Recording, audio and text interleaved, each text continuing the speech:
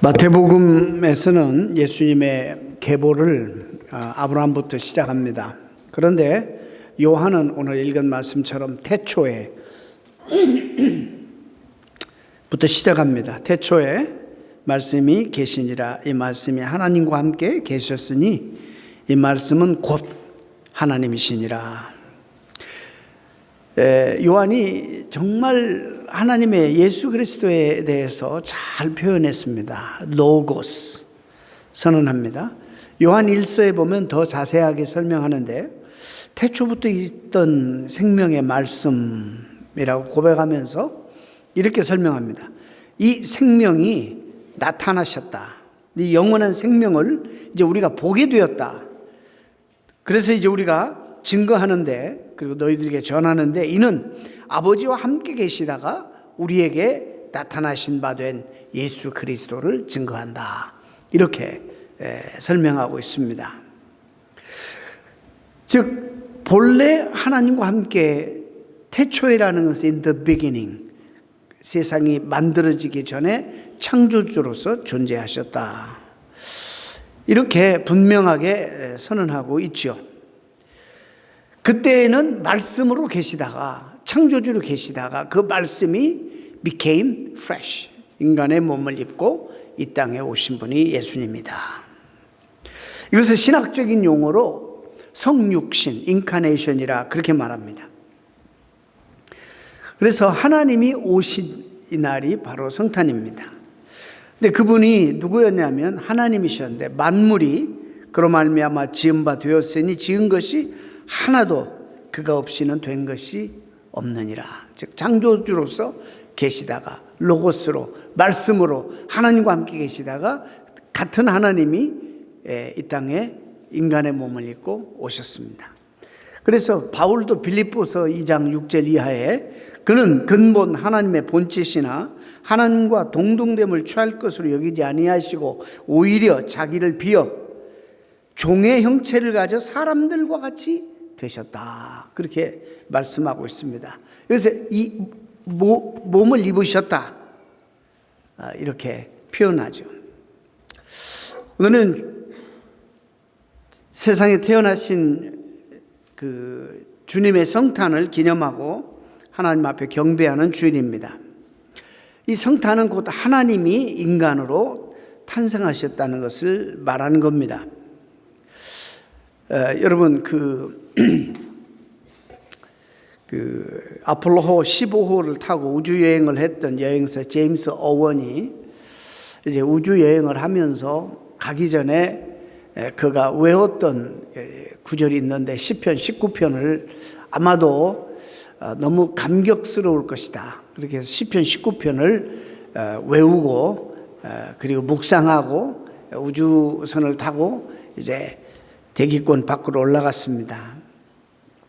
달래 착륙해서 그 마음속에 끊임없이 외웠던 말씀을 다시 암송했는데 그 온 우주를 눈으로 바라보면서 그 황홀함에 빠져서 하늘이 하나님의 영광을 선포하고 궁창이 그 손으로 하신 일을 나타내는도다.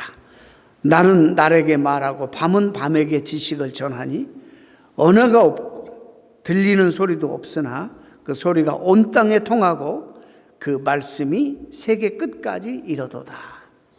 이 말씀을 계속 암송했습니다.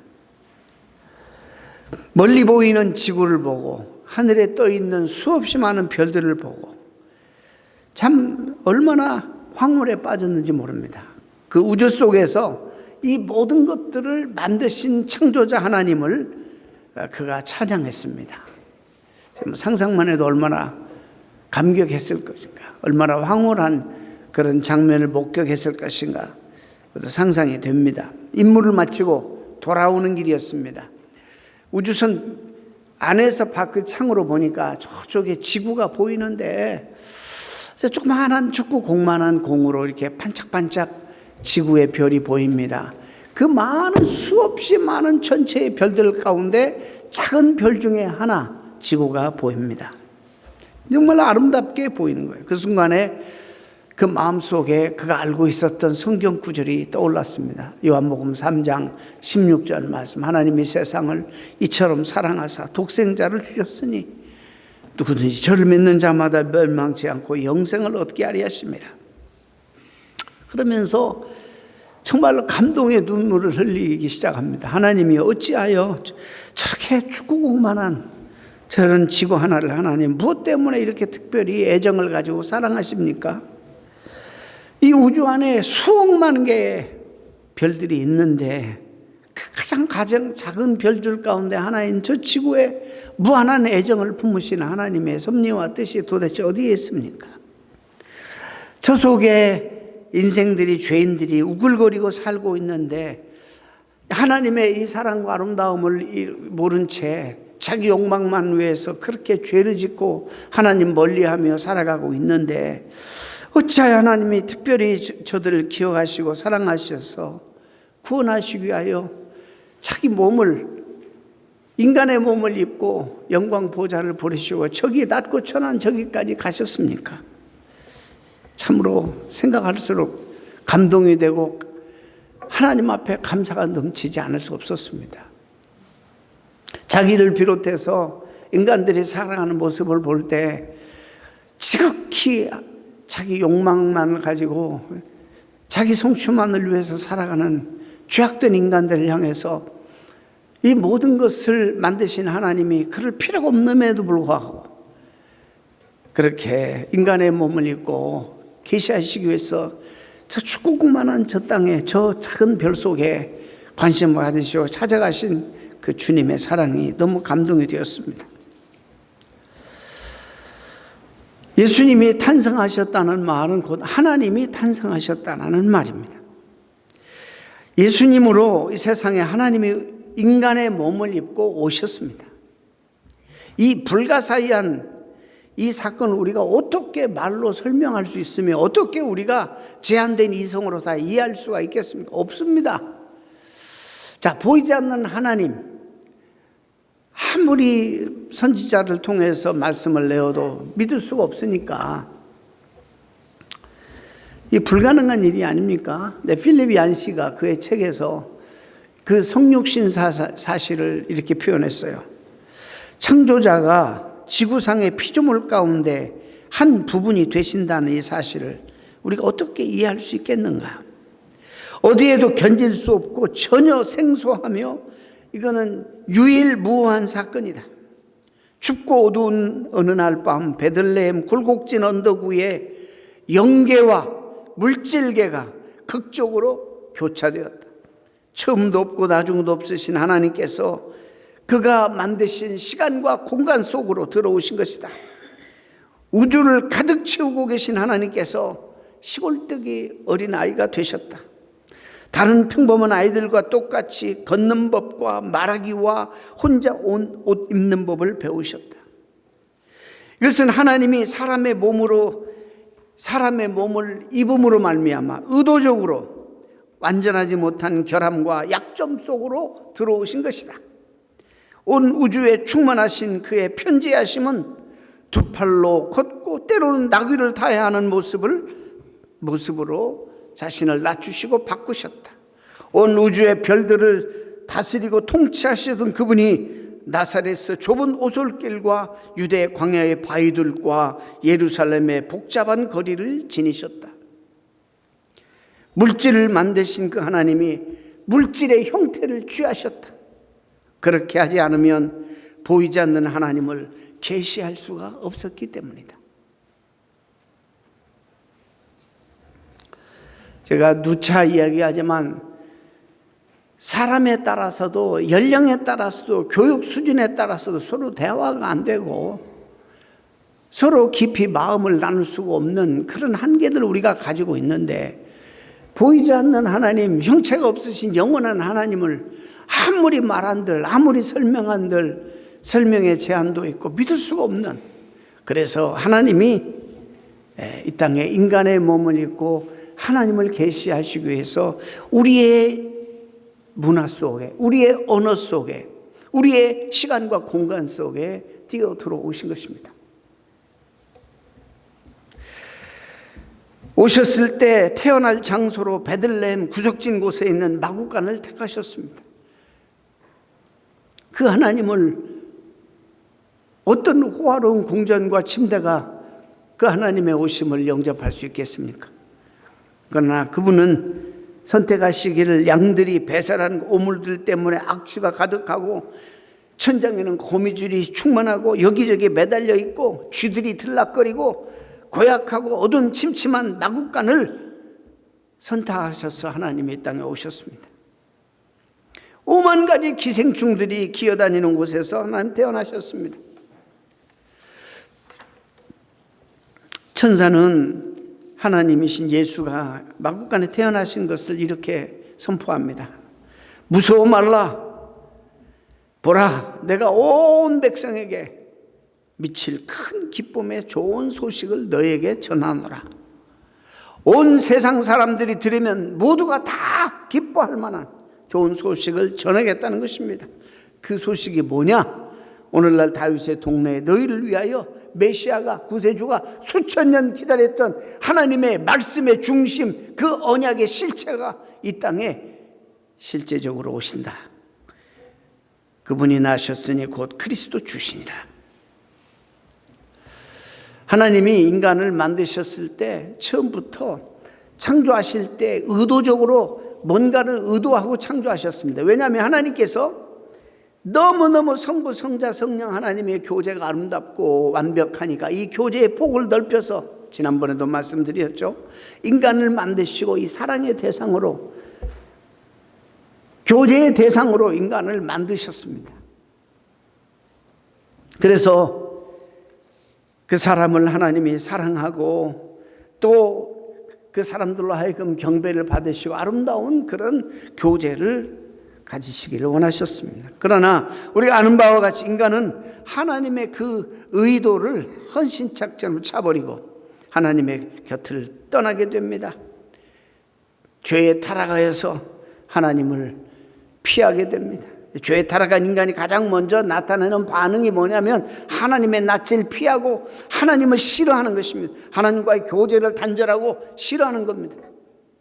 그 결과 인간은 일평생 근심하며 수고하면서도 나중에는 슬픔밖에 남지 않는 허무한 실존이 되어버린 것입니다. 하나님 없이 또 하나님의 의도를 벗어나서 이제 제 마음대로 살게 된 것입니다. 이런 죄값을 또 짊어지고 영원히 저주를 받아야 될 존재가 되어버렸습니다. 이것이 우리 인간입니다. 그럼에도 불구하고 하나님은 우리 인간을 포기할 수가 없는 거예요. 계속 사랑하십니다. 그 사랑은 계속되었고 하나님께서는 본래의 본연의 창조하신 그 취지대로 그 인간을 회복시키기를 작정하십니다. 어떻게 하면 저 나를 떠난 저들을 다시 내게 돌아올 수 있게 할 수, 어떻게 하면 저들을 세상을 좋아하고 죄를 사랑하고 사탄을 섬기는 저들을 다시 회복해서 나를 사랑하는 그런 대상으로 만들 수 있을까? 어떻게 하면 내가 태초에 저들을 만들었을 때 가졌던 그 오리지널 인텐션, 처음에 가졌던 의도대로 서로 아름다운 교제를 회복할까? 그 사역을 감당하기 위해서 높은 보좌에 앉아 계실 수가 없습니다. 그래서 내려오셨습니다. 인간의 몸을 입고 그들의 모습 속에, 그들의 시간과 공간 속에 내려가셔서 그 하나님을 계시하시기를 시작하십니다. 여러분 그러잖아요. 우리가 어린아이를 키울 때도 어린아이에게 말귀를 못 알아듣잖아요. 그러면 가능하면 우리가 하는 시도가 뭐죠? 우리가 인카네이트 해야 돼요. 그 수준으로 내려가야 돼요. 그 아이들의 그 캐패시티, 지성의 그 용량에 맞게 그 아이들의 언어로, 표정으로, 손발짓으로 그 아이들에게 우리가 커뮤니케이션 하잖아요. 그 마찬가지로 하나님이 그렇게 하시면서 정말 그 영광스러운 하나님의 영광 보좌를 버리시고 낮고 천하고 더럽고 추한 그런 공간으로 주님 오셨습니다. 그럼에도 불구하고 실제로 그 예수님을 영접하고 환영한 사람은 많이 없었다는 것입니다. 아주 소수에 지나지 않았습니다. 왜? 자기들의 삶에 바빠서, 자기들의 욕망과 자기들의 계획한 계획들을 성취하기에 바빠서 늘 하나님에 대한 이 삶의 룸이 없었어요. 기뻐하고 영접한 사람은 지극히 소수에 지나지 않았습니다. 복음서에 기록된 성탄 이야기들 속에 등장하는 사람의 숫자는 정말 손가락으로 꼽을 수밖에 없어요. 우선 이 세상에서 천대받은 사람들이 주님을 영접했습니다.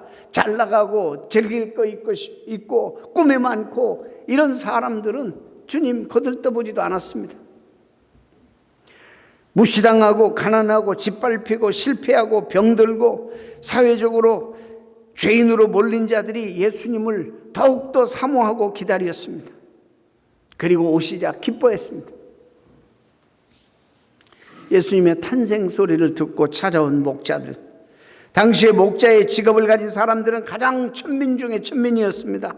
남의 양떼들을 밤새 지켜주는 것으로 업을 삼고 조금 얻는 그런 돈으로 생계를 유지하고, 교육도 받지 않아서 이름 석자나 제대로 쓰지 못하는, 쓸 수도 없는 그런 무식자들이었을 것입니다. 성전에 가서 예배를 드릴 때도 아마도 바깥 마당에서 서성거리다가 돌아왔을 것입니다.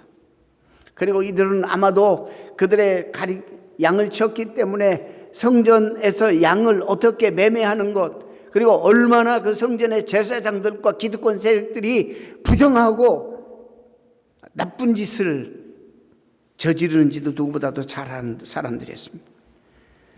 시몬이라는 사람, 안나라고 하는 이런 사람, 선지자였지만 다 초라한 사람들입니다. 평생 외롭게 산 사람입니다. 특별히 안나는 결혼한 지 7년 만에 과부된 후로 84년 동안 아무 혈육도 없이 그저 성전에서 날마다 심부름이나 해주고 기도나 하고 먹을 것이 없으면 금식할 수밖에 없는 그런 여자였습니다. 세상적으로 말하면 참으로 천대받던 여자예요. 무시당하기 쉬운 사람들이었어요. 이 세상에 무슨 소망이나 자랑할 것이 없는 사람들입니다. 이런 사람들이 예수님을 영접하고 기뻐했습니다. 나중에 주님이 성장하셔서 30세에 공생애를 시작했습니다. 그리고 설교하기 시작하고 회개하라 전국이 가까웠느니라, 하나님 나라를 선포할 때 주님을 믿고 따르던 사람들도 그런 사람들이었습니다. 세상에 소외당한 사람들, 가난한 사람들,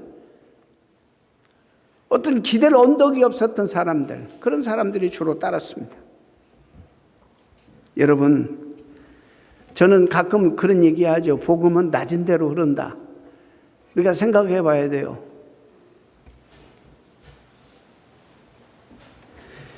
그때나 지금이나 복음이 전파되는 곳마다 시대를 초월해서 어느 곳에서나 이런 현상이 지금도 똑같이 일어납니다.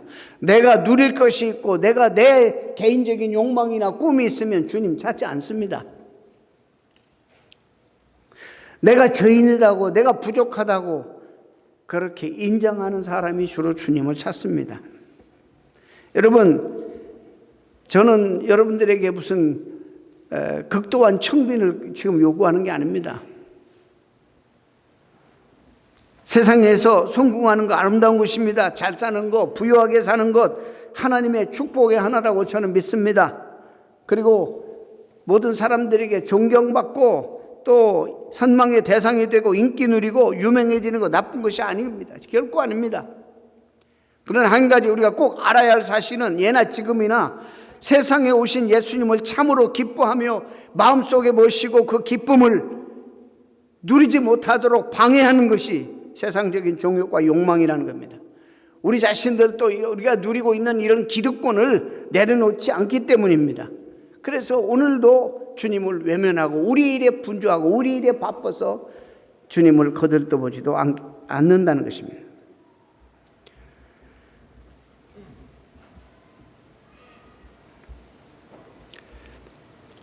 오늘날도 이 기복신앙이 기독교 신앙을 무당신앙으로 아주 떨어뜨리는 정말 무서운 죄를 짓고 있습니다. 하나님이 내 작은 세상적인 욕망이나 채워주는 그런 하나님으로, 그런 신으로 떨어뜨리는, 마치 복제 좀 주면은 내 마음의 위안을 좀 삼아주고 듣기 좋은 이야기 해주고 말이죠. 지금 직면에 있는 그 한두 가지 문제를 해결해주는 그런 시시한 종교로 떨어뜨리는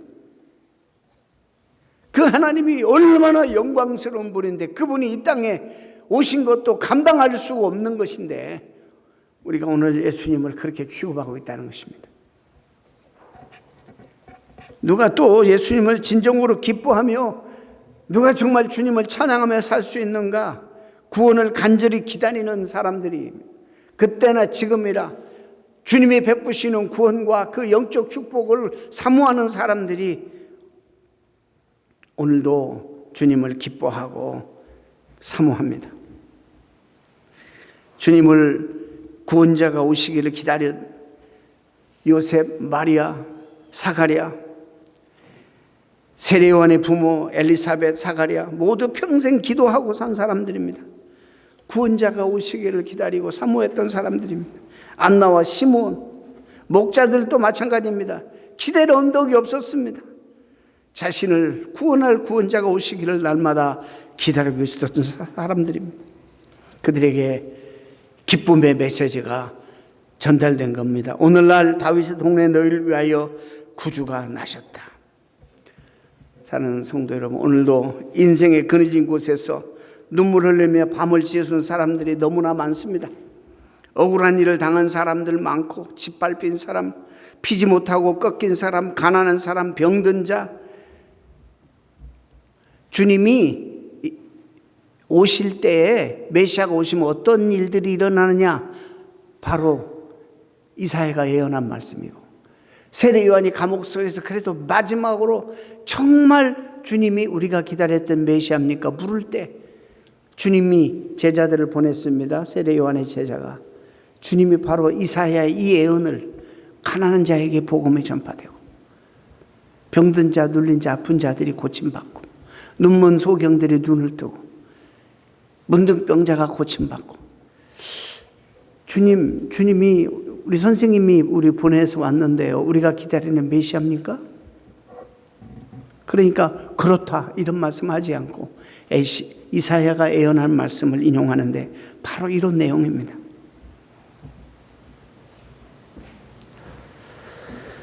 오늘도 이렇게 억울하게 눌리고 짓밟히고 고통받고 질병과 어려움으로 정말 주님의 복음을, 이 기쁨의 메시지를 들어야 되는 많은 사람들이 있습니다. 그들에게 이 기쁜 소식을 우리가 전해야 됩니다. 시간이 있으면 한번 불렀으면 좋겠습니다만, 찬송가 96장 예수님이 누구신가? 예수님은 우는 자의 위로와 없는 자의 풍성이며 천한 자의 높음과 갇힌 자의 노임이 되고 또 우리 모두의 기쁨이 되신다. 이 찬송 우리만 부르지 말고 불러야 될 대상들이 세상에 너무나 많이 있다는 것입니다. 아마 어쩌면 우리가, 아니 현대 교회가 복음을 들어야 될 이런 가난하고 어렵고 힘든 사람들을 가로막고 있지는 않은지 한번 생각해 봐야 돼요. 모든 프로그램이나 우리의 삶의 모습이 내가 당신처럼 믿을까 봐서 안 믿겠다, 그런 대상이 우리가 혹시 되지는 않는지, 믿어도 뭐 아주 그냥 얄팍하게 뭐 내가 알고 있는 무당집 찾아다니는 사람들하고 별것 없이 예수를 그렇게 믿네? 그러지는 않는지 우리 자신들을 성찰하고 돌아봐야 합니다. 마지막으로 똑같이 참 중요한 건데, 예수 믿으면 복 받습니다. 근데 이 복이라는 개념이 유독 이 동양에 가서는 이상하게 이게 잘못 번역이 되는 거예요. 들어보세요. 2000년 전에 기다렸던 메시아, 기다렸던 구원자가 탄생하셨습니다. 세상적으로 말하면 정말 이들이 너무너무 기쁘고 정말 역사가 두동강이 날 정도로 큰 사건입니다. 그런데 실제적으로 그들의 삶에 변한 것이 없습니다. 가난했습니다. 여전히 사람들로부터 멸시받는 나사렛에서 산 사람은 여전히 그곳에 살았습니다. 구세주가 이 땅에 오셨는데 아무 일도 그들에게 일어나지 않았습니다. 기가 막힌 상황 아닙니까? 구원자가 오셨는데, 그렇게 수백 년 동안 수천 년 동안 사모했던 구원자가 오셨는데 아무 일도 안 일어났다는 것입니다. 외형적으로. 그러다가 얼마 후 쓰임받았던 요셉도 죽고 마리아도 죽고 사가랴도 엘리사벳도 죽었습니다. 목자들도 아무것도 손에 얻지 못하고 그냥 그렇게 살다가 소박하게 죽었습니다. 그런데도요, 여러분, 놀라운 것은 그들이 그럼에도 불구하고 삶 속에서 정말로 메시아 예수 구원자 때문에 기뻐했다는 사실입니다. 기쁨을 가지고 살다가 죽었다는 사실입니다. 30년 후에 예수님이 공생에 나타나셔서 회개하라 천국이 가까웠느니라 복음을 전했습니다. 수많은 사람들이 주님을 따랐습니다. 그러나 그때에도 따랐던 사람들이 환경이 변한 것은 없습니다. 달라진 게 없었습니다. 갑자기 부자가 되었다거나, 그들이 갑자기 세도가 당당한 권세자들이 되었다거나, 귀족이 되었다거나, 또 건강하고 장수해서 200살까지 살게 되었다는 기록이 전혀 안 나옵니다. 세상적으로 보면 달라진 것이 하나도 없습니다. 얻은 것도 없습니다. 여전히 그들은 가난했고 여전히 많은 사람들은 고통 속에 있었습니다. 오히려 예수 믿는다는 이유 때문에 더 핍박을 당하는 자들이 많았습니다. 병들어 씨름하다가 세상을 떠난 사람도 적지 않았습니다. 예수님이 십자가 지시고 부활하시고 성령에 강림하시는 영광스러운 사건이 연속 일어나서 구원이 사실상 완성되었는데도 그들의 삶은 변화가 안 됐어요.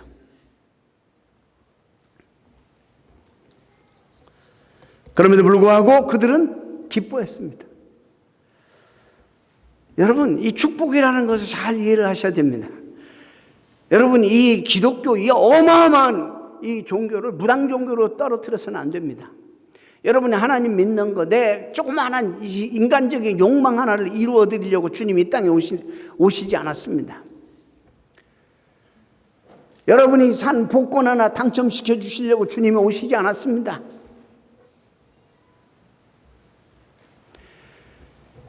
복음이 무엇이냐, 복음이. 예수님 믿으면 안 되는 것도 잘 되고 건강하고 그럴 수 있지요. 그러나 그건 복음이 아닙니다. 복음이 무엇이냐.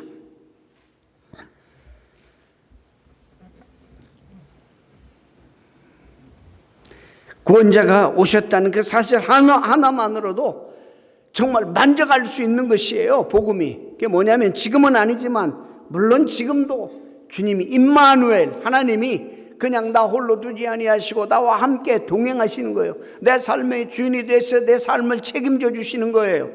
내가 원하는 삶이 아니더라도 하나님이 이제는 나를 붙잡으셔서 하나님 원하시는 거룩한 성도의 삶으로 인도하시는 거예요.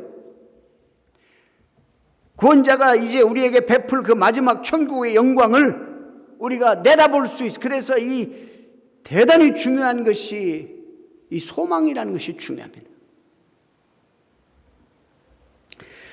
아직은 완전히 완벽하게 이루어지지 않았지만, 그러나 이미 시작된, 하나님과 함께 동행하는 삶이 시작된 거로 지금부터 나와 함께 동행하신 하나님이 영원토록 나와 함께 계실 것을 우리는 굳게 믿고, 이제 지금 아직 오지 않았지만 주님이 재림하실 때 완벽하게 우리가 죽고 난 다음에 완벽한 그런 구원을 누리는 것을 소망하고, 어떤 상황에서도 그 주님 때문에 기뻐하고 그 주님이 주실 상급과 영광 때문에 기뻐하며 사는, 이것이 복음이에요. 이것이 시시하게 사업이 안 되다가 좀 잘 되게 하는 거 감사한 일이지만, 아팠다가 기도해서 나은 거 감사할 일이지만, 그런 것 가지고, 그런 것 때문에 주님이 이 땅에 오시지 않았어요.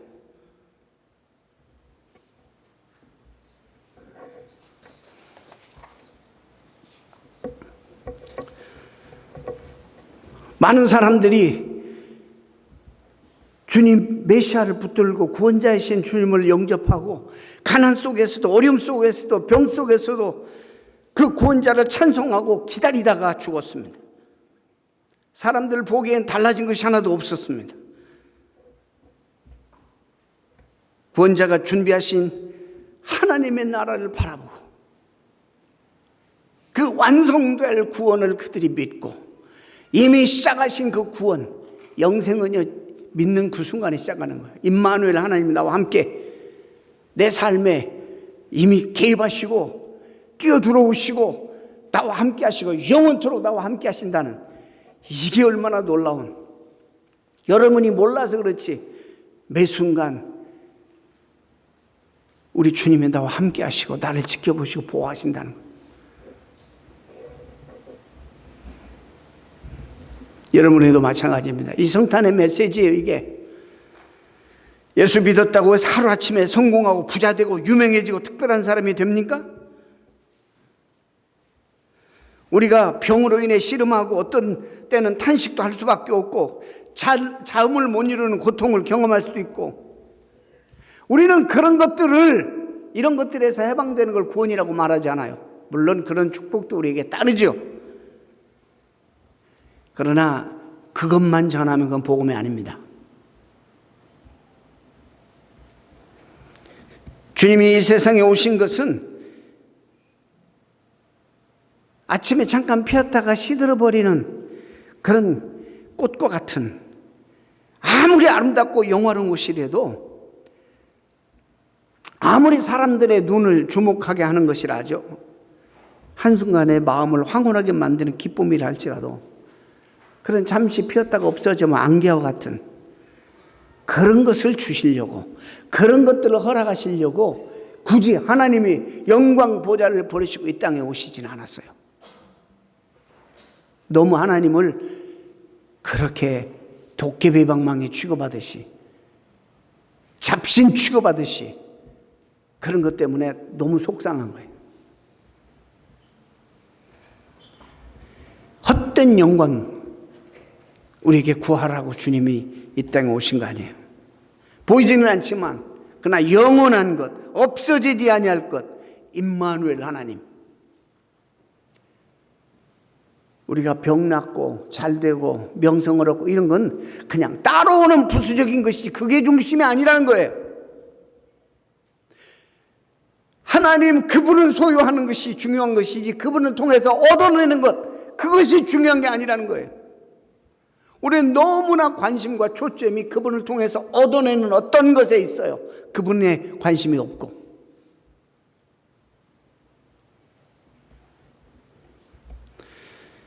저와 여러분은 구원자로 오신 예수님 믿는 사람들입니다.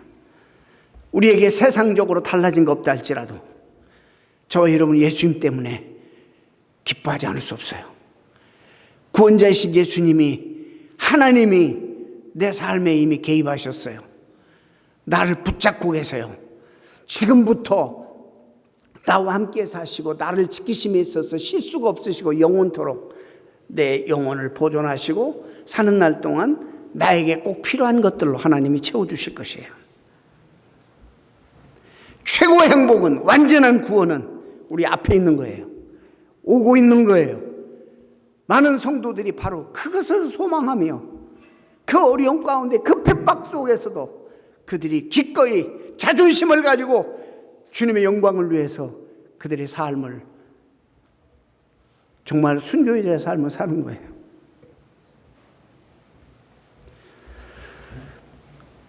성탄절을 맞이해서 여러분 선물도 주고받고 카드도 주고받고 의미가 뭔지 아시죠? 여러분 아실 거예요. 그분 자신에게 여러분 집중하시기 바랍니다. 그분이 왜 오신 성탄의 의의를 깊이 묵상해 보시길 바랍니다. 그리고 말구 위에 탄생하신 주님을 보려면 여러분 자세를 낮추시기 바랍니다. 낮은 자리에 겸손하게 이 세상의 욕망과 세상적인 어떤 이기적인 이런 내가 가지고 있는 꿈, 이런 것들 때문에 너무 충만해서 주님이 낮게 오신 이유를 이제 아시겠어요? 그러지 않고서는 주님을 여러분이 볼 수가 없습니다. 서로 성공했고 서로 많은 재산을 가지고 있어서 걱정 없이 사는 분이라 할지라도 여러분이 가지고 있는 건 이 세상 건 다 헛된 것입니다. 때가 되면 모두가 썩을 것이고 썩은 것임을 인정하게 될 것입니다. 마음을 비워야 합니다. 낮아져야 됩니다. 그렇게 될 때 말구에 두신 하나님을 여러분이 보게 될 것입니다. 그리고 나를 구원하기 위해 이 땅에 오신 그 사실에 감격하는 사람이 될 것입니다. 그럴 때 진정한 기쁨의 소식, 이 기쁨, 이 시즌에 가장 어울리는 정서 아닙니까? 기쁨의 소식. 메리 크리스마스. 애들이 그러죠. 메리 크리스마스.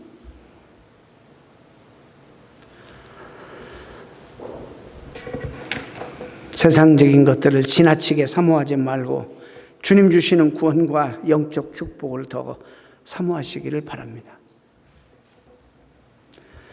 주님이 우리에게 약속하신 구원을 기다리고 그 구원의 길을 날마다 인내하며 걸어가시기를 바랍니다. 그러면 여러분이 주님이 구원자가 여러분의 큰 기쁨이 되실 것입니다. 이게 성탄 메시지입니다. 할렐루야. 기도하겠습니다. 하나님 감사합니다.